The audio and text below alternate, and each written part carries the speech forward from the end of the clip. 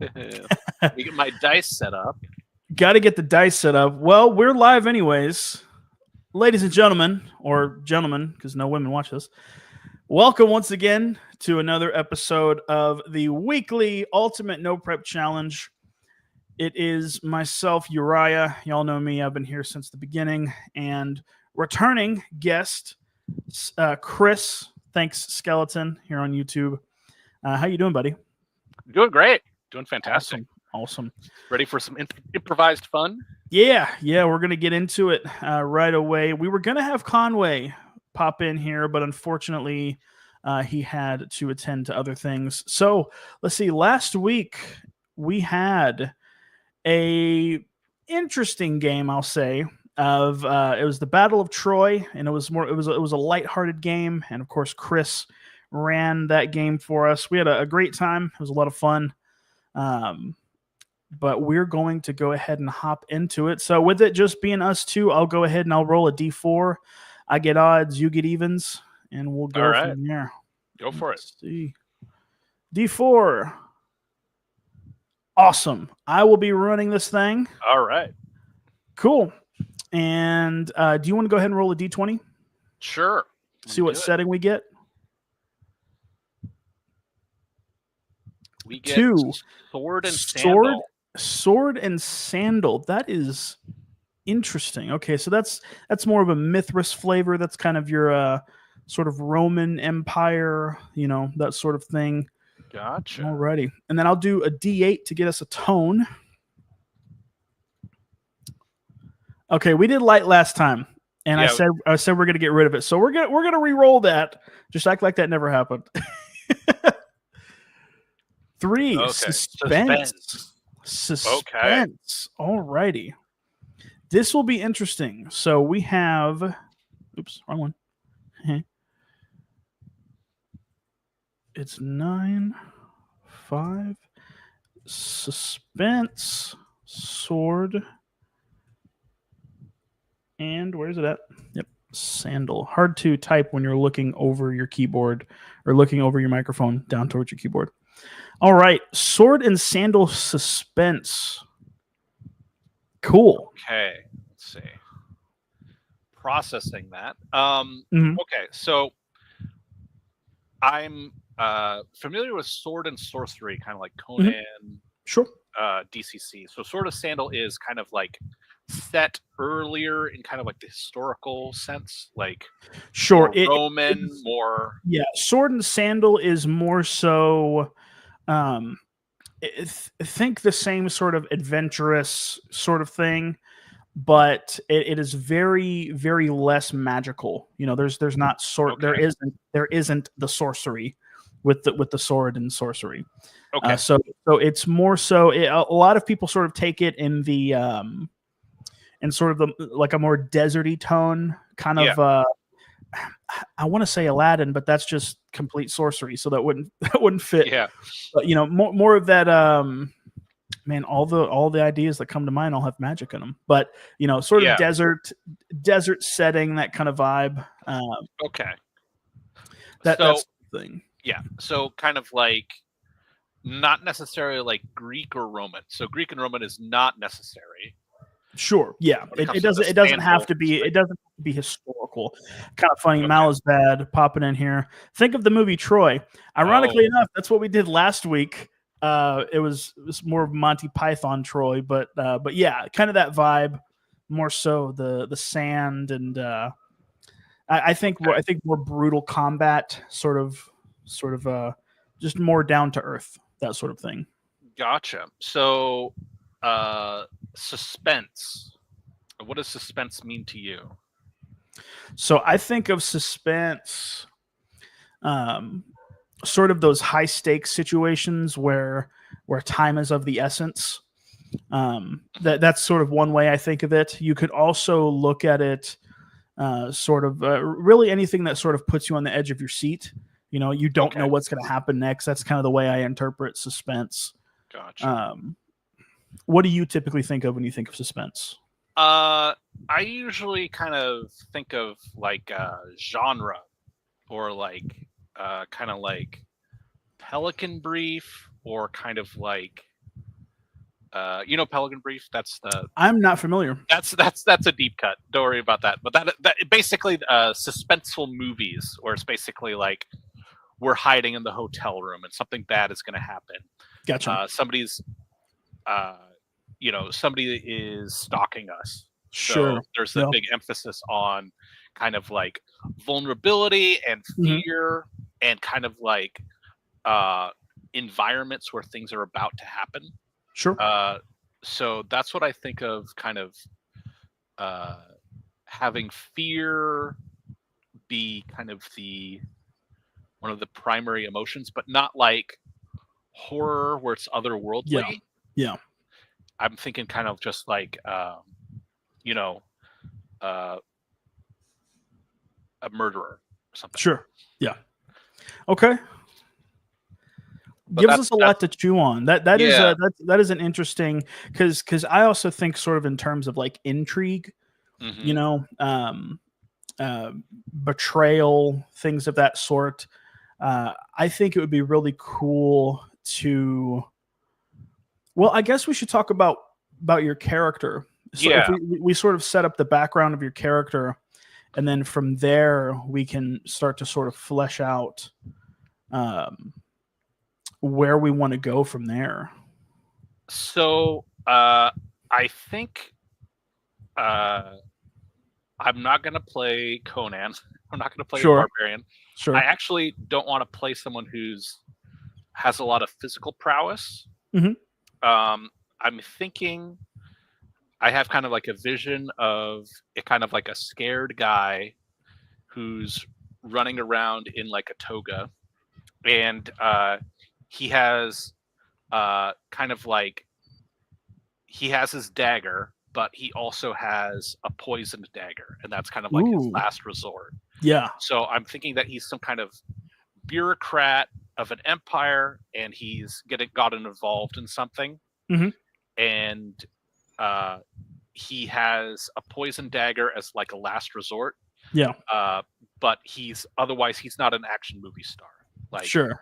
Yeah. He's desperate. He knows he's kind of crossed someone or something that's going to happen. Sure. So that's what I'm kind of imagining is I'm imagining a bureaucrat.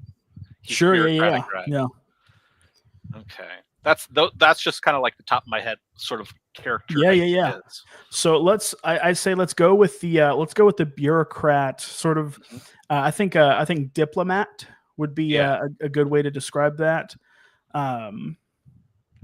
So let's put him,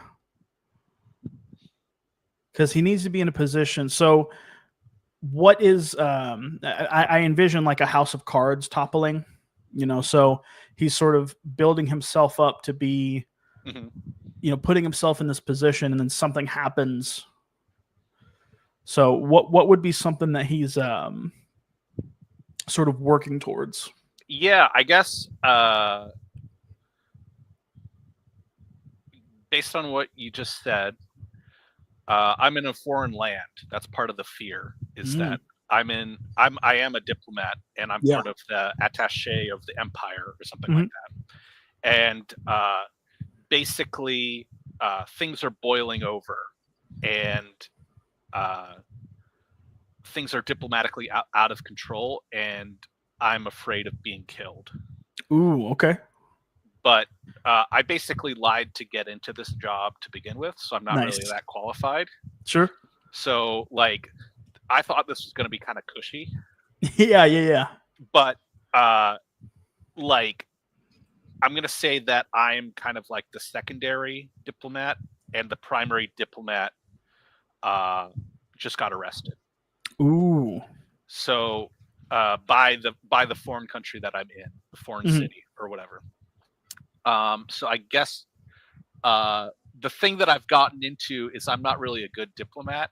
Yeah. And I feel like I'm not even sure if my home country is going to give a shit if I die or not. Because, like, I don't know what value I am to them. So I'm not sure if I can trust my home country either.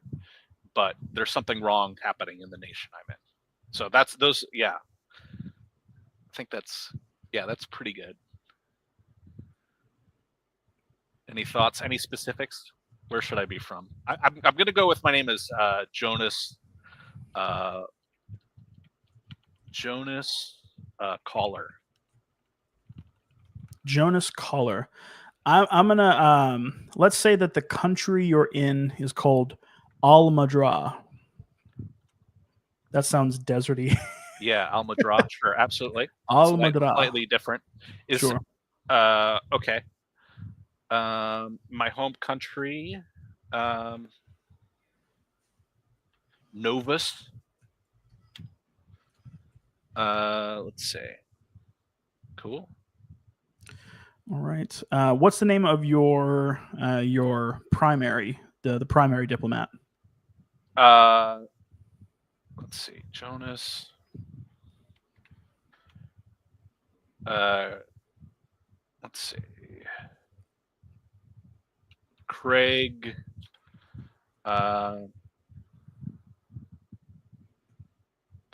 Barston. Nice. I like it. All right. Cool. Cool. All right. So, quick question. Al-Madra is the name of the city? It's the name of the country. The city you are in is Desmadra. Okay. And if you mix them up, it's okay. Yeah, sure. we got the concepts. Yeah. We got the concepts. Okay. Oops.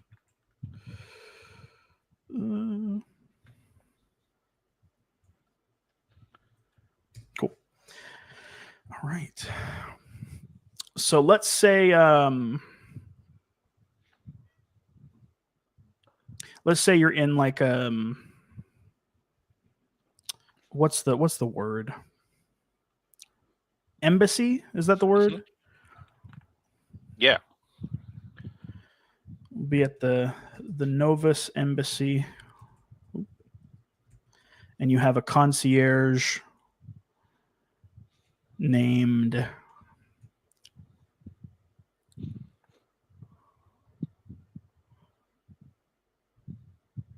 Sebastian.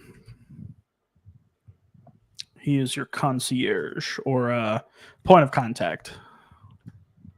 I think that's the applicable term. Oops, not that much. How do you spell that?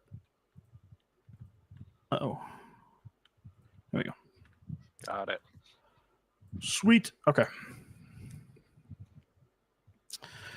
All right. Let's, if you're cool with it, we'll basically start you kind of in your own, like you have like kind of your own little small apartment at the embassy, that sort of thing. Got it. You cool with that? Yeah, absolutely. Cool. I will go ahead, and if you're cool with it, I'll go ahead and get us started, and then we'll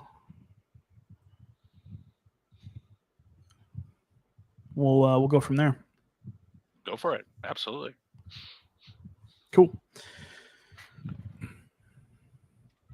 As the sun sets over the horizon in the country of Al-Madra, the nightlife of the city known as Desmadra, the people begin to gather their animals, bring them into the storehouses. In the Novus Embassy, the employees making their way home, slowly filing out, we find one Jonas Caller of Novus in his quarters.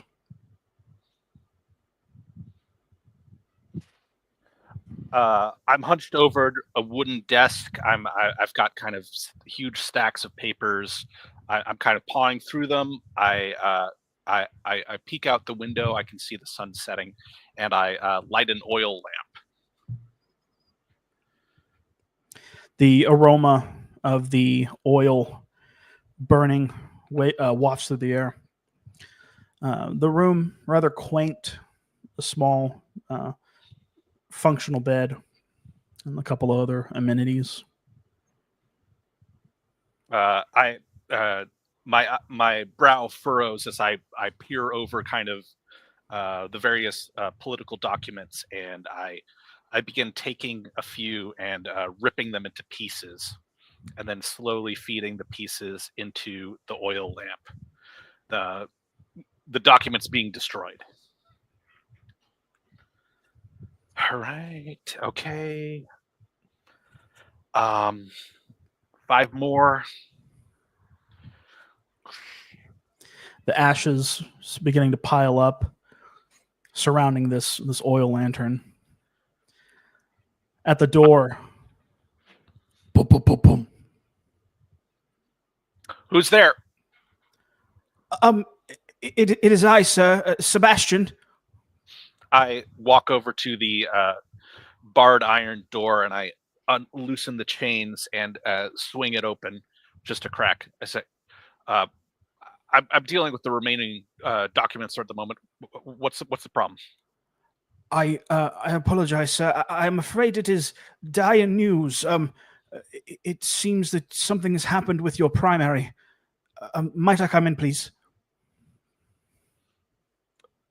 You may. After a moment's hesitation, I yank open the iron door, shut it, and attach the chains, closing us in. Sebastian walks in, sort of eyeing the surroundings, smelling the... it appears you've been hard at work. Quite right.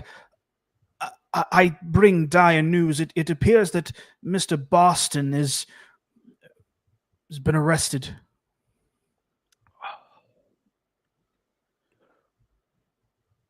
Have the authorities describe what charge or why? My eyes dart back and forth nervously. Only whisperings. They are accusing him of conspiracy to betray this land. It appears that he's been caught up in some sort of plot to sabotage something. What to do? I want you to go downstairs, fetch the 2 bodyguards that should be there. Bring them back here. They should be loyal to Novus. They are mercenaries, but Novus's coin is good still. So fetch the 2 bodyguards. Bring them back up here. We'll formulate a plan, the 4 of us. Yes, sir. I'll finish these. Quite right. He turns and begins to approach the door, pulls the chain and opens the iron barred door, begins to walk down the hallway, closing it behind him. I quickly slap the door, close, bar the chain, and burn the rest of the 5 pages that Novus has deemed to be destroyed. After a couple seconds, I duck suddenly as I hear an unfamiliar bird caw, and I see a exotic bird resting on the windowsill, looking at me. The bird has red feet, red spots on his feet. An omen. Blood will be spilled on this day.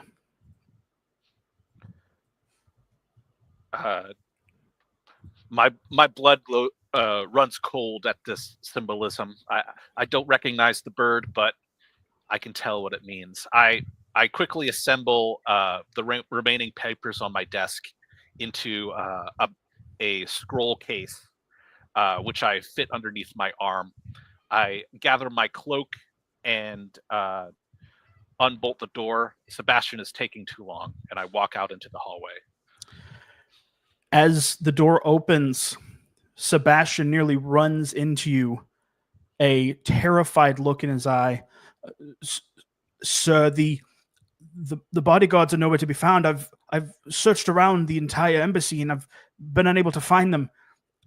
I fear this may be worse than we imagined. Damn it. I knew we should have had natives. Let's see, rack my brains. He sort of in thought for a moment. His eyes perk up. He says, I will run to the stables and I will fetch your horse. I will fetch your steed and meet me in the stables post haste. I will make sure that everything is prepared for you and you can escape scot-free. Do it. I'll take care of Craig's office. I nod and I turn to the office that's just to the side, and I pull on the door handle. Sebastian walks down runs down the hallway, doing his best to stay calm. The door swings open, unlocked. I step into the dimly lit office. You can see that a rug has been hung up over the windows, and papers are strewn across the tightly rolled papers are strewn across the desk. There's also a unlit oil lamp here. I pull out the flint and I light it and begin to paw through the papers, trying to find any clues to why Craig has been arrested. Feel free to make a roll. Okay. I will do intellect.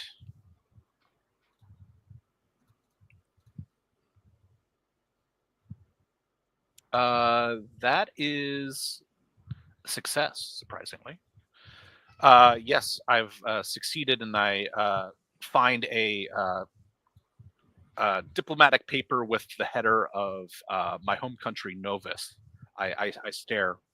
This clearly has the reason why.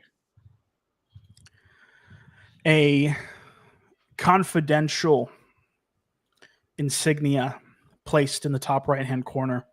It gives tell of plots to overthrow the current governmental regime and institute one familiar to Novus.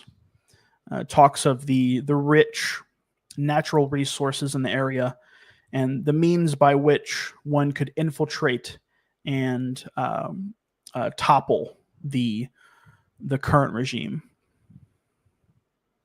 Shit. I begin to shove the document immediately into the oil fire. You can see the kind of the ink flaring for just a moment as it's consumed. I immediately just start grabbing the entire pile of papers on the desk and ripping them into shreds and shoving pieces into the oil lamp, the tiny oil lamp. In the far corner of the room, sort of hidden behind a rather large sitting chair, are the faint burning embers of a neglected fireplace. The primary quarters being a little bit nicer than the secondary. Never knew he had this. I toss the entire oil lamp into the fireplace and then start haphazardly tossing all the papers remaining on the desk into the fireplace. Come on. The pages being consumed by the flames, the sound of a horse whinnying in the far distance from outside the window. All right. As I see the the remaining papers begin to burn, I decide it's time to go. It's too late. I'm not going to stay here any longer. I burst out of the office, Craig's office, and I run down the hall to the stairs down to the stables, looking around for Sebastian. Down the stairs, as you're going up, there are several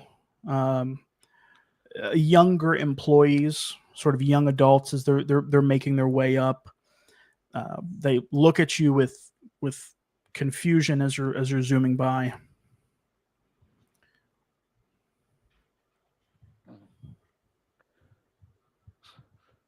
I look out amongst the remaining junior employees, and I realize that I am the senior remaining. I slap a desk loudly and say, "Attention, please! Attention!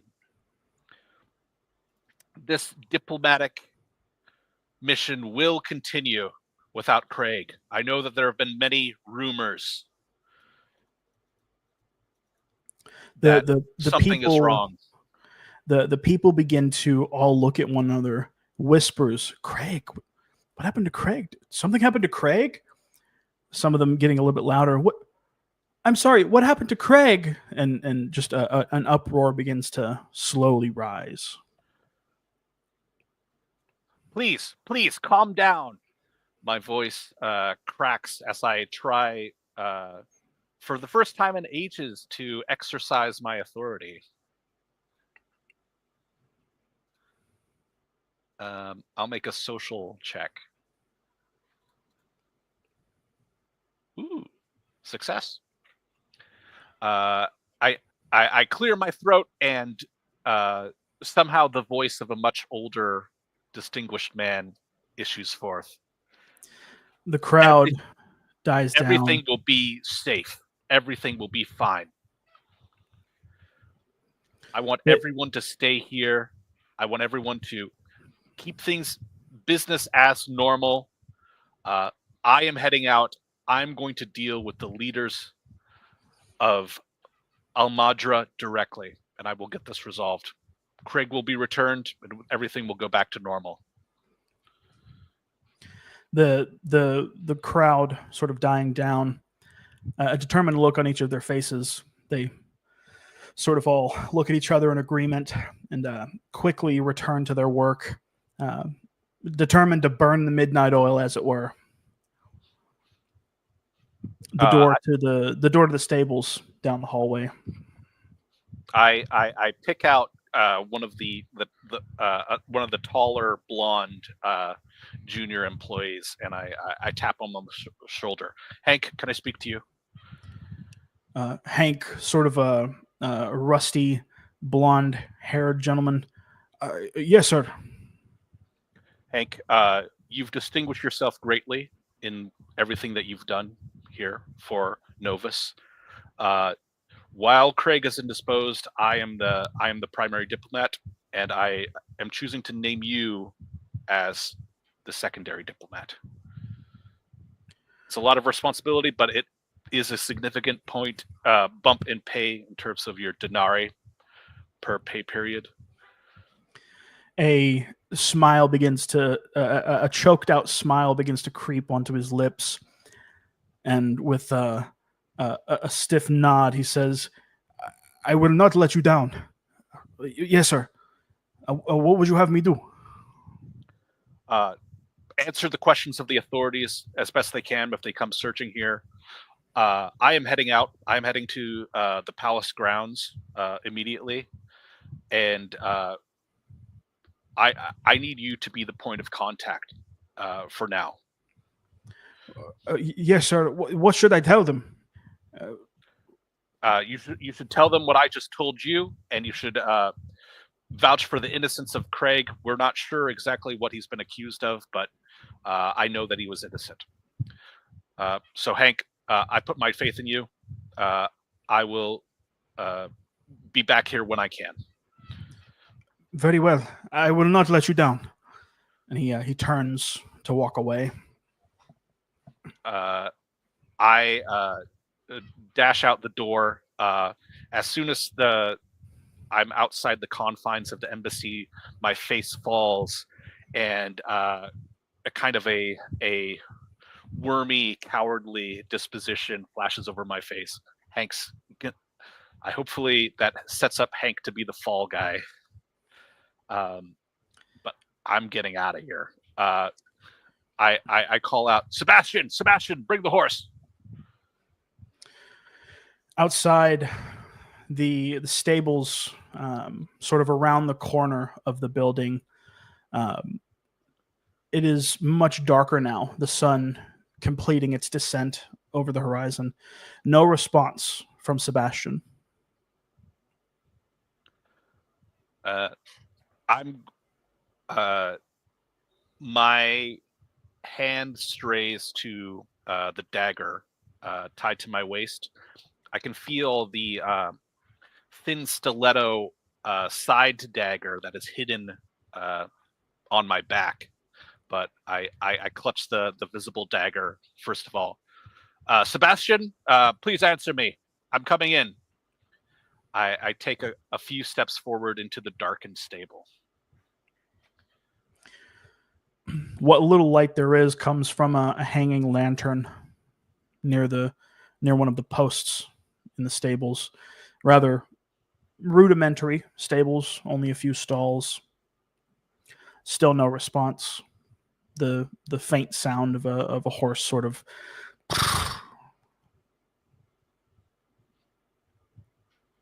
I step forward to the horse and check if the saddle has been placed on it yet. I immediately grab the reins and start to lead it out of the stables. If Sebastian had the same idea as I had, perhaps he's already gone. The saddle placed on the back, one of the buckles still undone. The horse begins to follow.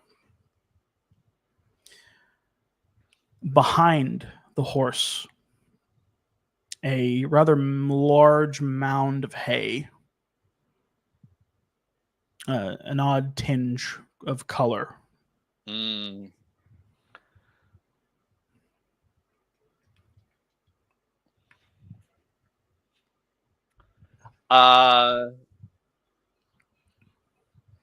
Like a black splatter. Yes, a black splatter. I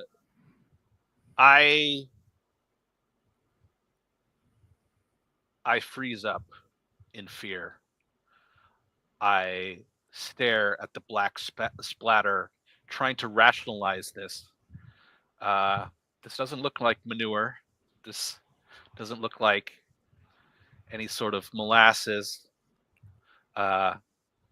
There's very limited number of things that this could be.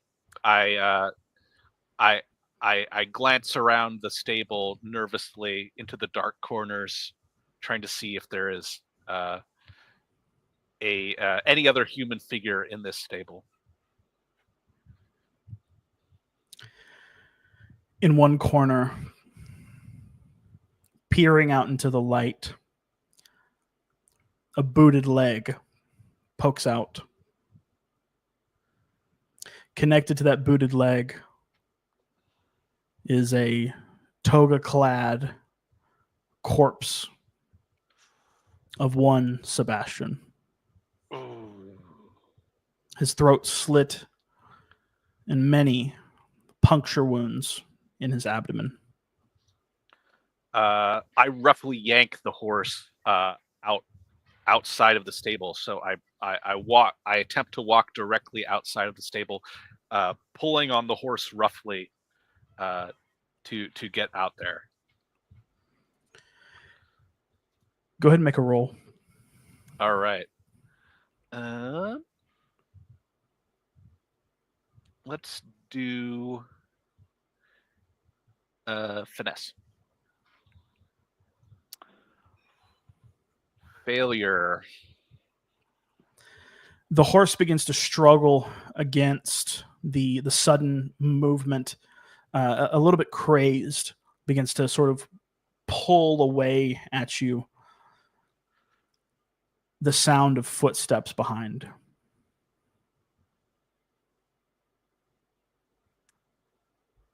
I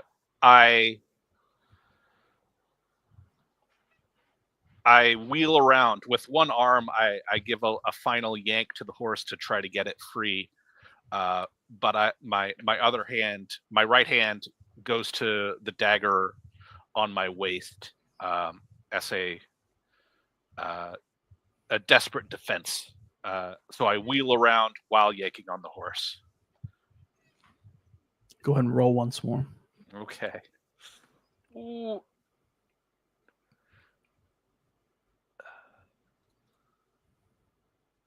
Ooh, another failure. The horse still struggling. The saddle now beginning to swing wildly as it begins to buck against. From within the shadow, the footsteps grow closer. They grow louder. I let go of the reins of the horses and break into a run, running outside of the complex and into the streets. The horse runs off into one direction, sort of running parallel to you on sort of the sidewalk of the streets. The heavy footfalls melding with your own as small glints of light reflect against blades. I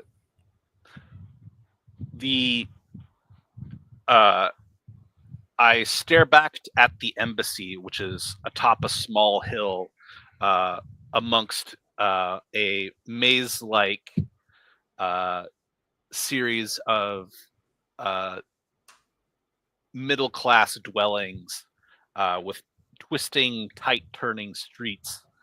I can see that there are several lanterns that have been already extinguished, but a few light the shadowy maze-like streets. I immediately duck to the right, trying to prioritize losing my pursuers. Go ahead and make a roll. Okay.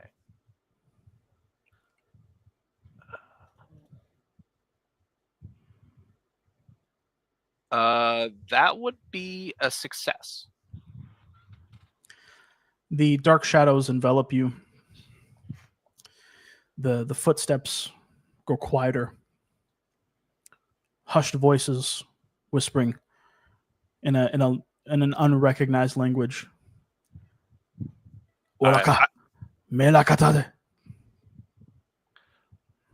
clutch the small scroll case of papers to my chest. I can feel my heart beating like a sledgehammer. I try to control my breathing for a moment and attempt to formulate a plan. In a glint of light, the figure of several darker clad, turban-headed individuals wielding scimitars, bearing the insignia of the local law enforcement of Desmadra.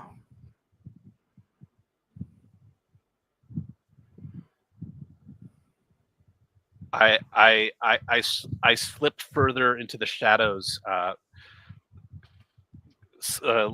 sitting down against a low wall. Okay, so I could probably make my way north. I mutter to myself under my breath. Make my way north. There's a neutral port city there. Trade some of this gold. All right, I can do this. I do this. Turning the corner, wielding a gnarly scimitar and holding a lantern, is one of these robed figures, walking with a methodical pace down the alleyway. I hear the footsteps, the methodical, rhythmic footsteps of an authority figure. I look up. I look behind me upwards into the domicile that I'm lying against to see that it is unlit. There is no lantern in the window. I desperately clutch and I pull at the entrance door. The door is held fast. My eyes. A tall window above it, wide enough to fit through. I pull it open with one hand, reaching up and toss my scroll case inside the building. I then, with both arms, mantle up and pull myself up through the window. Here we go. Oh, I struggle. I'm slipping. The window interior is a little slippery with blue tile.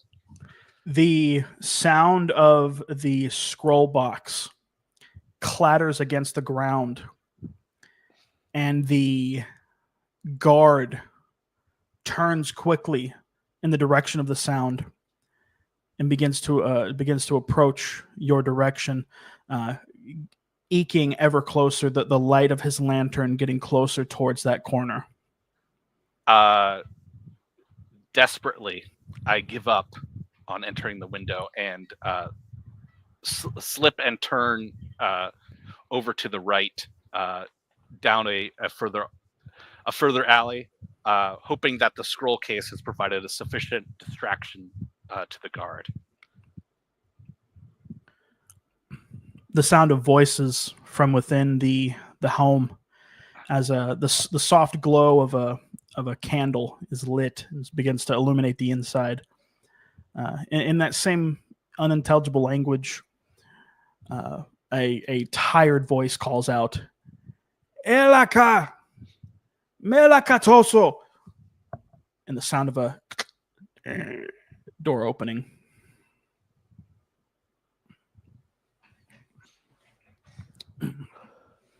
The light of the guard stopping before it rounds the corner. I slip away through a dark alley. I'm going to abandon the scroll case to its fate amongst this law enforcement. It could presumably be traced back to me, but it's too late for such niceties. They're already searching for me. The ever quieting sound of a conversation between a tired man and a law enforcement agent grows quieter and quieter the farther distance traveled. At the end of a long row of homes, it opens back up onto the street.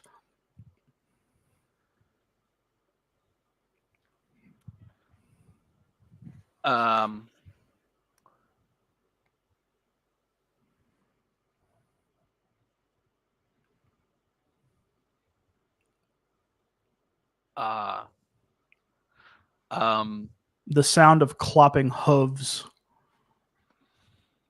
as a shoddily saddled horse begins to walk by. I peer over at the horse. Is this Is it my steed Chestnut that I had traveled upon before? The chestnut-colored Arabian, sporting its hastily put on saddle, the reins still hanging down in its front. It sort of continues to sort of canter along. I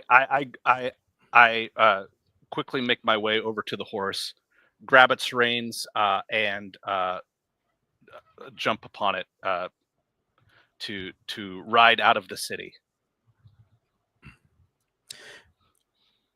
The single buckle on the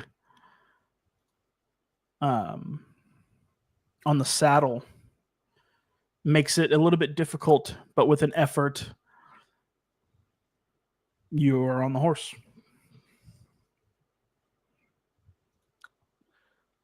All right. I think I should head to an inn, get a change of clothes, change out of these novice ceremonial garb, get something to eat and drink, get a wine skin or a water skin. No time for wine. And head north. I dig my legs into the horse and ride north, seeking a amenable inn. The sound of as 4 bolts from an arrow whiz by your head.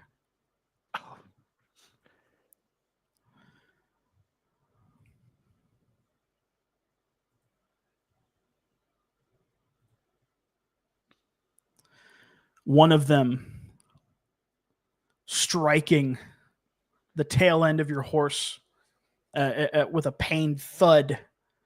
It sticks itself into the hindquarters, and the horse screeches, continuing to run.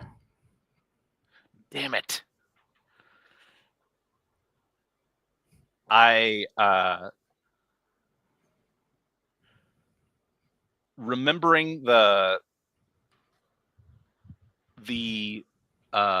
riding techniques, I try to keep the horse somewhat under control despite the pain. I was taught by my uncle a couple things to the correct way to ride in order to keep the horse somewhat happy. Let's see. This is going to be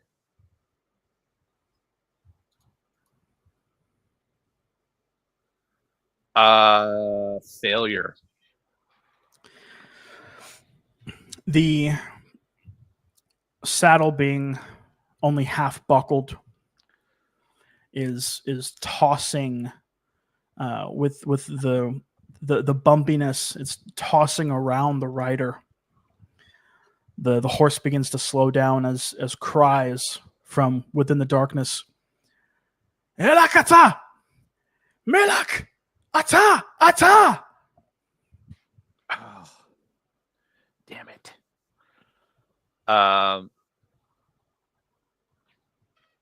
I see just up ahead, I can see a aqueduct with many arches, and I try to make my way to the underneath the aqueduct to dismount. Within the aqueduct, a harsh line of shadow casts the whole area in darkness. 2 more bolts heading your way, both whizzing by, splintering off of nearby walls. I've decided that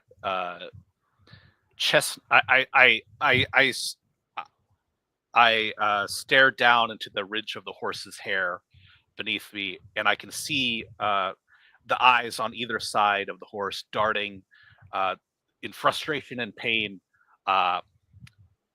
It seems that I must abandon Chestnut as well as I've abandoned Sebastian, but I'm going to survive. So I dismount from Chestnut. I turn him around and then begin to run out from underneath the aqueduct into the north part of the city. To the north, a group of the sort of the main market area, a sea of carts and stations where people sell their wares.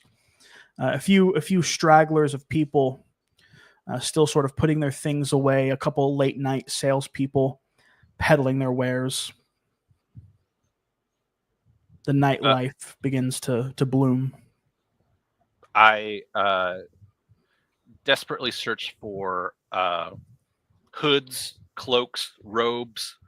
My white Novus toga sticks out like a sore thumb.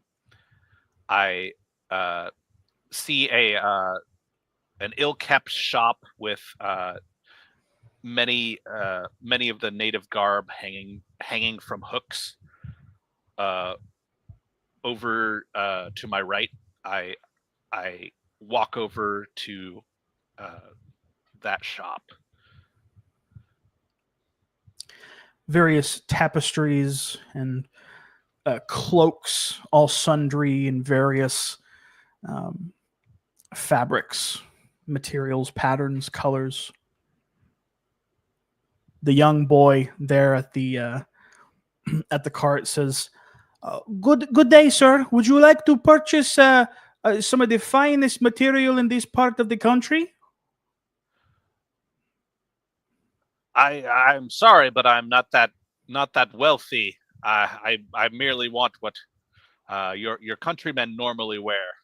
I shall bring it back to my home country. Oh, it is okay. I give you very good price. I give you very good deal. He begins to bring forth some fine cashmere dyed a very opulent red. He begins to show various yellows, and then he shows a blue, indicative of the common garb worn in Desmadra.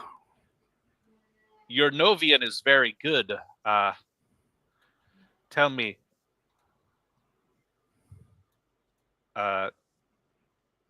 is this your last sale for today? He sort of bows. "Oh, thank you, sir. Thank you very much. No, I will be here all night. All night I will be here."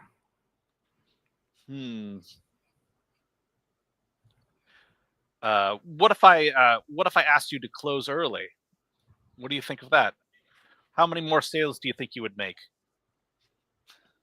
He looks around to the other many tapestries he still has set up. Well, it would take the rest of the stock to be sold. There must be at least 15. I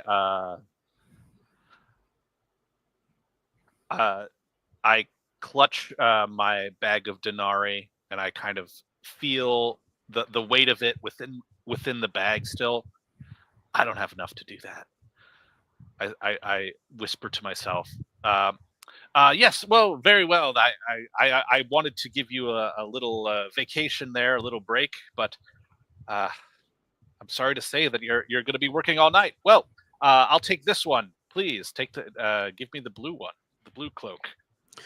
He sets out the blue sheaf of fabric, sort of all wrapped up. The sound of commotion from behind, gruff voices calling out. I toss a few denarii onto the table, and I yank the blue cloak out of the kid's hands. Yes, thank you very much. He scuttles up the denarii. All right, picking it up off the floor. As I walk, I search desperately for any small outhouse or confined location where I can change clothes. I'm scanning the walls. I'm hurriedly walking through the market.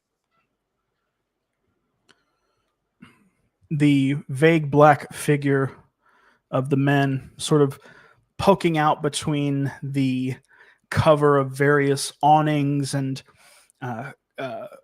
tapestries on different carts as they're searching about. A moat of shadow behind one of the carts gives you sufficient cover. All right, I drop to my knees or I drop to a squatting position, and I begin to rip off my my toga and putting on this blue cloak, obscuring my head. I tighten the cord around my neck and clutch the discarded toga robes, rolling them up into a ball.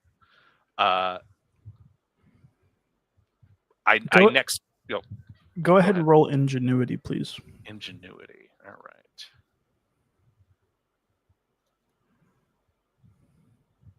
Okay, success. I roll up the toga into a ball, and I toss it into a water trough that I pass near.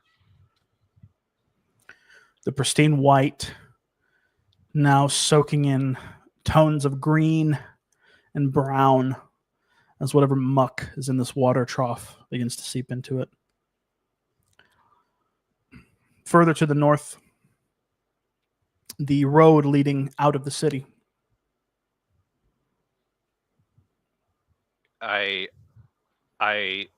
through the night market's waning crowd, I bump into a couple shoulders as I make my way hastily towards the exit and the exterior walls leading outside of the city. A guard outpost, a checkpoint, with one of the guards standing guard, making his rounds.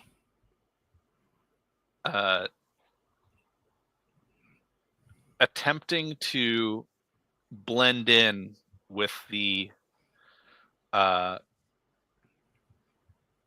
a small group of wine merchants with jugs of wine atop camels. I quickly trot just behind one of the camels, attempting to blend in with this group of merchants. Go and roll. Ooh, let's see. Oh, yes. Success. I adopt their posture. I adopt their way of walking. Very close behind the camel, so the merchants themselves can't see me.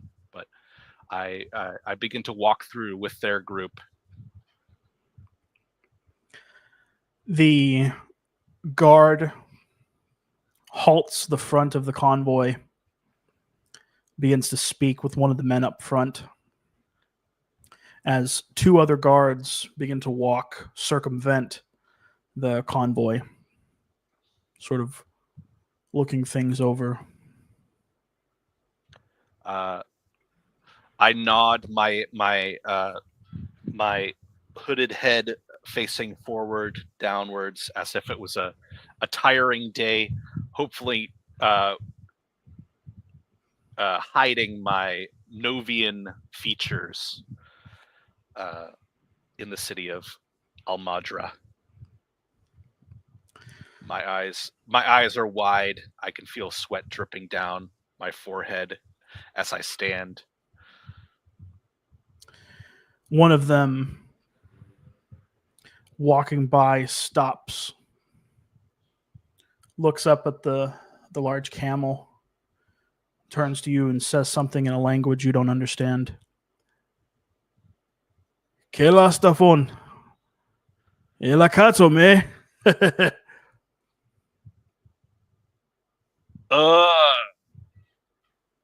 I point up to the wine jugs being carried by the camel. I never learned the language of Almadra. He looks back to you. Me la sacó Pemalate.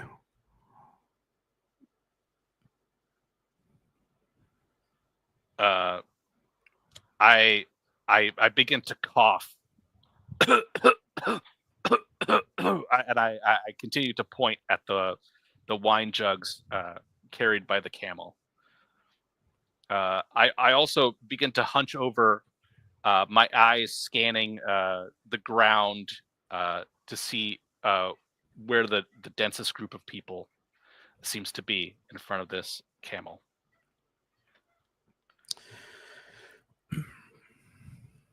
Various groups of folks walking around, some small families, father with his children, some groups of students out on the town.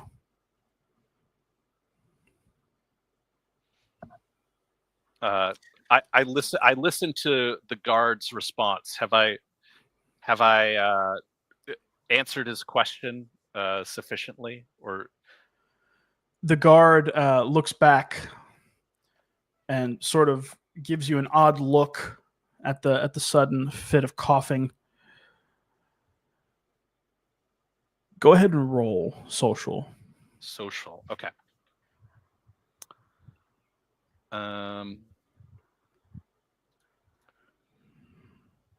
That is a success.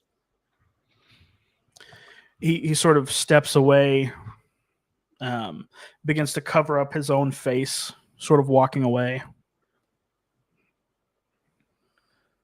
All right. A bead of sweat drips off my nose and down onto the dusty ground in front of the exit stop. The convoy begins to move. The guard begins to wave them through little by little. As soon as we're through and we're outside the city walls, I pick up my pace and pass the convoy on the left. I start trotting extremely quickly, proceeding as fast as my legs can carry me, or at a moderate pace. I proceed on the left, away from this convoy. The road continues on out into the open desert.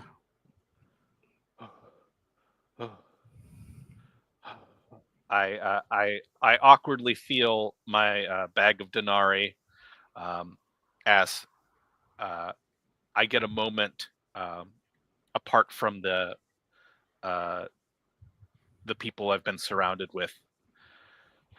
Okay, I think I have enough for a change of clothes. I have enough for supplies to travel on foot, but I don't have enough for a horse.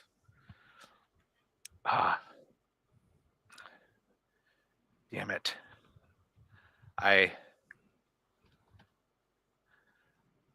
know that some of the people in these inns speak Novus, but I I don't know if I can trust them. I'm going to have to risk it. After around an hour of travel, I can see in darkness under the moonlit sky. I can see the dim torch of a roadside inn to my right. In characters familiar to those of Novan descent, a roadside tavern with signs pointing to the city further north. I nervously approach the tavern. The roadside inn, and I knock on the brass knocker on the front of the door. A tired, old voice calls out, "Come in." I open the door with a creak. I can see the dimly lit tavern room unfold before me. I look around for the elderly voice. A old, sort of disheveled man hobbling around wearing somewhat tattered robes, carrying a walking stick. Yes, welcome. Feel free to have a seat. We're a bit thin on wares at the moment, but we do have wine and a little bit of food. Please, I need bread. I need wine, and I need a place to sleep. Do you have any private rooms in this tavern? There is communal bunks in the upstairs, and he gestures to some to a staircase in the corner. Please have a seat. I will bring you the food shortly. He begins to walk towards the door. My the moment I sit down at the tavern table, I feel the weight of exhaustion coming over me all at once. The adrenaline that has been fueling my nighttime escape has finally worn off. I can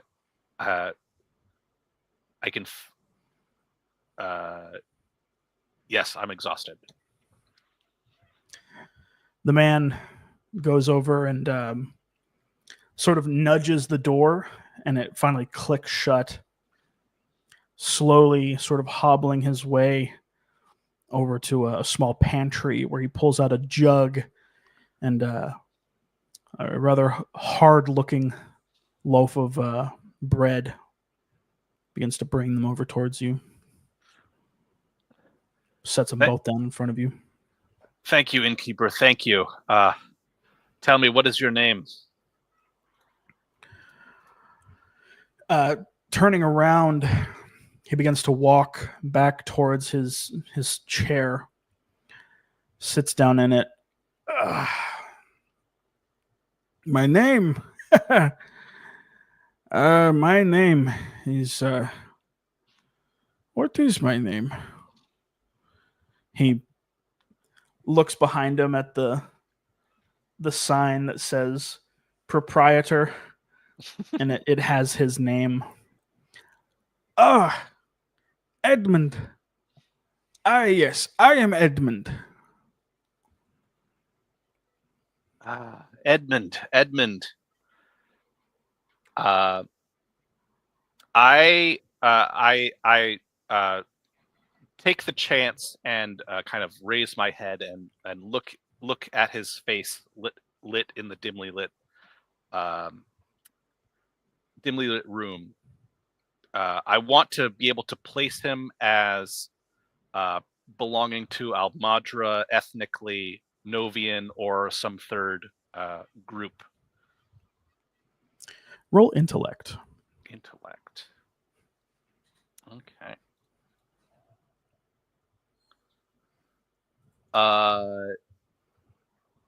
This would be a failure.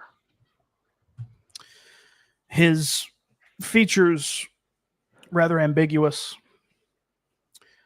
Could be from a myriad of places. He stares at your face. You have the distinct characteristics of a Novian fellow. Yes. My name is Daryl. I am a merchant. I am choosing to leave the city to go and meet my brother. Your brother. Yet you dress like one of the Madrons. This is curious. Yes. The Modrons have many incredible adaptations to the clothing for the desert climates. Surely you must know this. Novian togas simply don't work in this climate. You speak truthfully. Well, will you be staying with us tonight? I shall. Tell me in the bunk room. I tend to be a little of a nervous sleeper. What visitors are also sleeping tonight? There is a fellow from the city. He's sleeping soundly, a fellow traveler like yourself.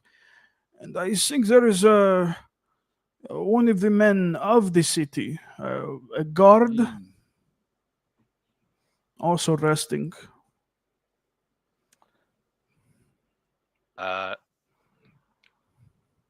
Jonas, or my eyebrow raises a little at that, but I say, well, I hope that they don't snore. I shall retire to my bunk. Tell me, is this enough? I lay out sufficient denarii to cover the bill. His eyes twinkle for the first time in a long time. This is sufficient, as he begins to scoop it up into his hand. Thank you. Feel free to take your bunk.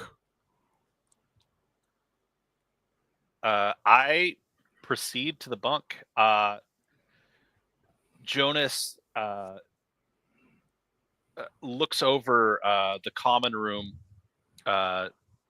and he can hear two distinct patterns of breathing. He thinks to himself, which of these is the guard?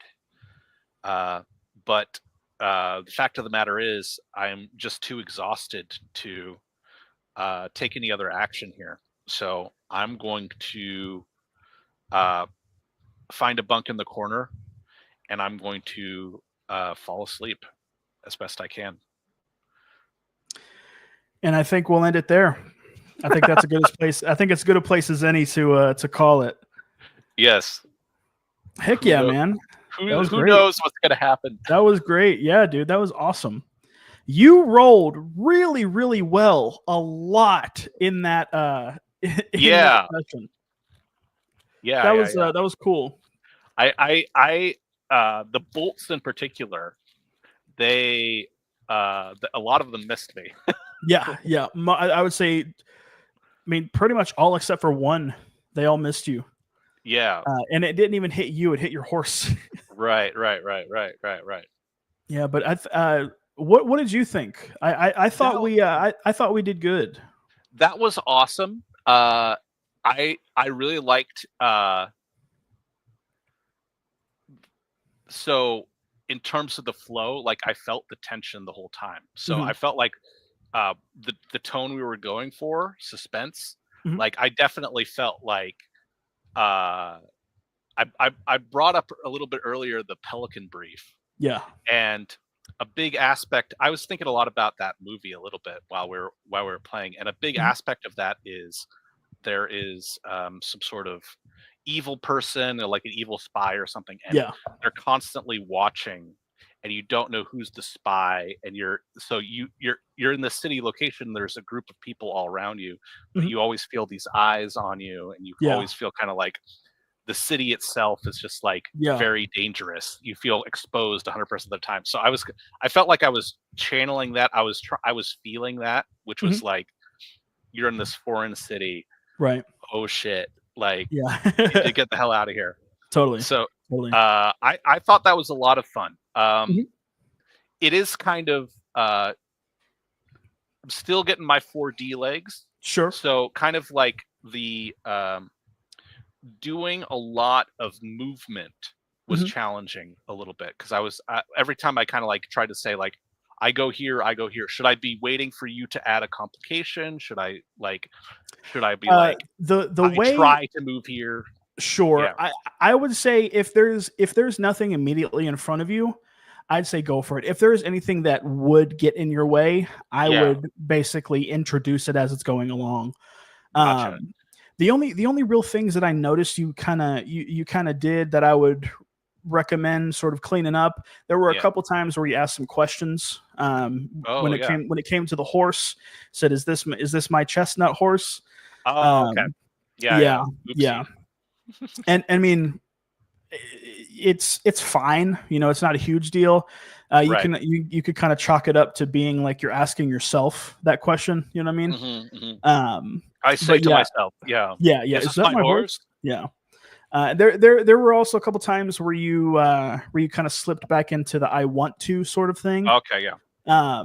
Again, not a huge deal. It's just one of those things where we would typically prefer you to speak in the present tense and just simply describe what it is you're doing, right? Right. And if you can put your intent into that description, even better. But I think you did really good. You did a good job of keeping things moving. You did a good job of really sort of cutting to the chase and keeping things in that good pace. Conway here said you did great. There were a few moments you spoke out of character, but you could tell those were the times you were thinking out loud. And that is one of those things that is pretty difficult to do.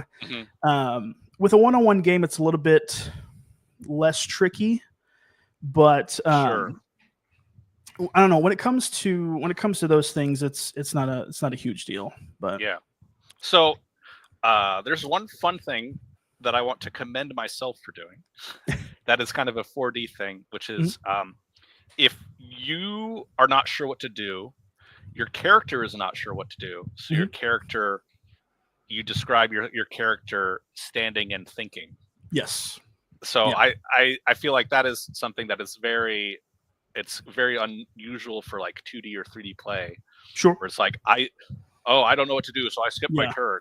Is what you would do it out of character. But doing it in character is pretty fun because it's adding characterization to this guy Jonas. Like he's out of his depth. He's not used to this. So like him being paralyzed and not sure what to do, it makes total sense. And so you add to the characterization that the character doesn't know what to do yet. Totally. Yeah. So absolutely. I thought that's I think that was fun, and I tried to fold that in a little bit, and I think it worked out. Yeah, I think you did great. I'm actually going to cut the stream a little bit early. We'll replace the stuff, and when we're off stream, I actually have to like use the bathroom really bad. So I do. Yeah. I'm gonna cut stream, go do that real quick, and then if you're cool with it, you can just text me what you want to replace in the listing with, and we can do that. Sure. But yeah, great job, dude. Thanks, folks, for watching, for checking it out. Catch us. I won't actually be here next week. I will be on vacation with my beautiful wife, going to see it's a family get together. It's gonna be a lot of fun. But yeah, that's all from us.